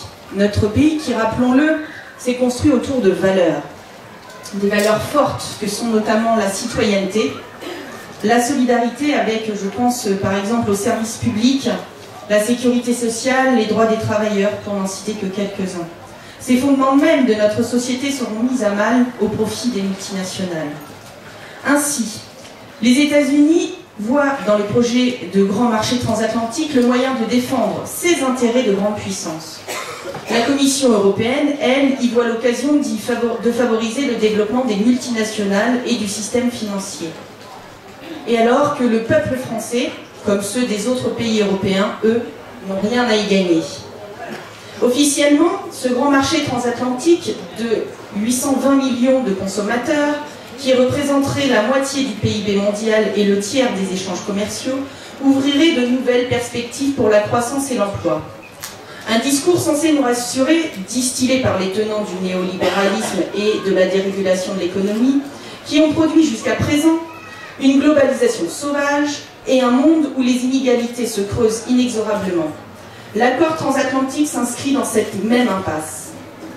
Au-delà de la création d'une vaste zone de libre-échange, l'accord vise à supprimer les normes permettant de réguler les secteurs fondamentaux de notre vie économique et sociale et à soumettre les différends à un tribunal arbitral privé. Autrement dit, la conclusion d'un tel accord ouvrirait la perspective d'un nivellement vers le bas des systèmes de protection sociale, sanitaire, environnementale et de sécurité alimentaire au profit des opérateurs économiques privés qui considèrent les réglementations protectrices de nos producteurs, consommateurs et citoyens comme autant d'obstacles à leur intérêt propre. En cela, l'objet comme l'objectif du TAFTA sont manifestement contraires à notre modèle de développement. Par conséquent, ce projet est aux antipodes de la politique que l'on mène à Chalette depuis des années. Il est donc logique que notre conseil municipal se déclare hors zone TAFTA. Car ce traité est une remise en cause insupportable de la souveraineté populaire au profit du capital financier transnational. Alors qu'au contraire, il faut rompre avec cette Europe-là pour refonder une autre Europe solidaire et démocratique. En effet, nous croyons dans une autre Europe que celle qui nous est imposée par les technolibéraux et qui confond allègrement le bonheur des peuples avec celui des banques et des autres firmes internationales. La sortie de crise suppose une impulsion politique en faveur d'une Europe sociale, incarnée par un véritable traité social européen, porteur de valeurs et de normes protectrices de nos travailleurs, socle d'une Europe solidaire, libérée de la tutelle des marchés financiers, des dogmes, du libéralisme et de l'austérité budgétaire protectrice de l'environnement. Aujourd'hui, c'est le groupe communiste et républicain qui propose cette motion de déclarer notre ville hors zone TAFTA. Mais cette motion ne doit pas rester une affaire d'élus. Elle s'appuie sur une mobilisation citoyenne des Chalettois et des Chalettoises qui ont signé massivement notre pétition soutien pour que nous allions jusqu'au bout de notre démarche. Et nous avons souhaité que ce débat soit accessible à un public le plus large possible. Et la fête populaire de Chalette nous a semblé le meilleur moment pour le faire. Par ailleurs, actuellement, plus de 300 collectivités de toute taille, qu'elles soient urbaines ou rurales, de gauche ou de droite, ont adopté cette motion. Il nous semble donc important de dépasser les clivages politiques et de rassembler autour du principe de précaution, afin de protéger notre territoire, nos entreprises et nos citoyens. Nous invitons donc l'ensemble des élus du conseil municipal à soutenir cette motion et l'ensemble des citoyens à se mobiliser pour alerter autour d'eux des risques de ce traité et à tout mettre en œuvre pour que ce dernier n'aboutisse pas.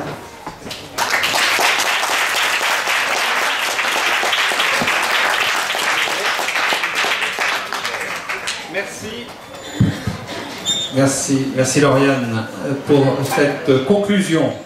Bien, mesdames, messieurs, à l'issue de presque 2 heures d'information, d'écoute, je ne vais pas parler de débat puisque c'était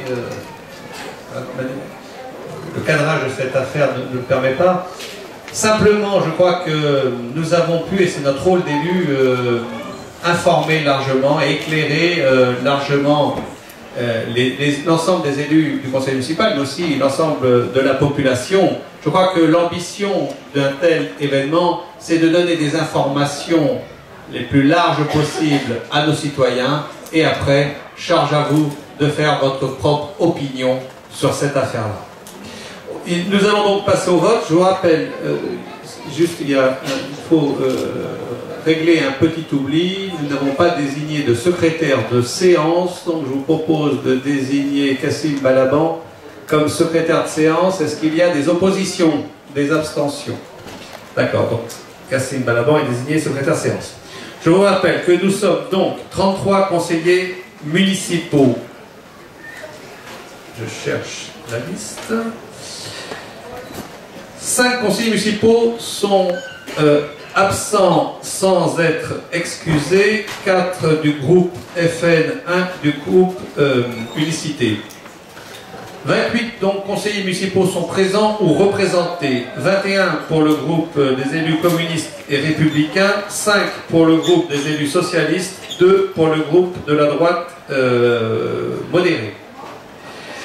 Je rappelle que pour le groupe des élus communistes, ont donné pouvoir en cours de séance, alors, je sais que c'est marqué, Yolande Valls à Michel Pompon, Mario Tavares à Asma Manaï Amadi, Maher Benazouz à Chantal Clément. Je vous propose donc maintenant de passer au vote de la motion. Je vous fais grâce de sa relecture. Voilà. Il y a donc... nous allons passer au vote. Est-ce qu'il y a des oppositions, des abstentions, des personnes qui ne prennent pas part au vote? Levez la main. Donc ça fait 5 et 2, 7 avec les pouvoirs, je pense. Je vais demander donc, pour ceux qui soutiennent cette motion, de la voter en levant la main.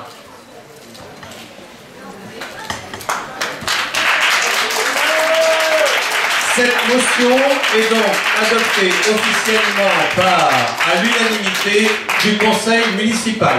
Merci à toutes et à tous.